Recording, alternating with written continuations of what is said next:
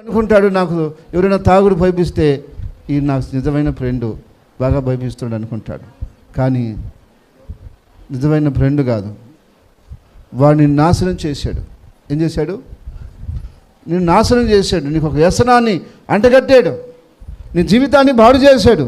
అది డైరెక్ట్గా వాడు సాతాను రాకుండా మనుషుల్లోనే అలా కలగజేసి మనుషుల జీవితాన్ని నాశనం చేస్తున్నాడు. అలాంటి శత్రువు చేతిలో నుంచి మనం విడిపించడానికే యేసుక్రీస్తు ప్రభు వచ్చాడు. హల్లెలూయా, హల్లెలూయా.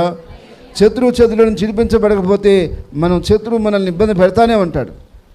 అందుకని ఆయన మనల్ని శత్రువు చేతిలో నుంచి మనల్ని విడిపించుటకు, తర్వాత మన జీవితకాలం అంతయు,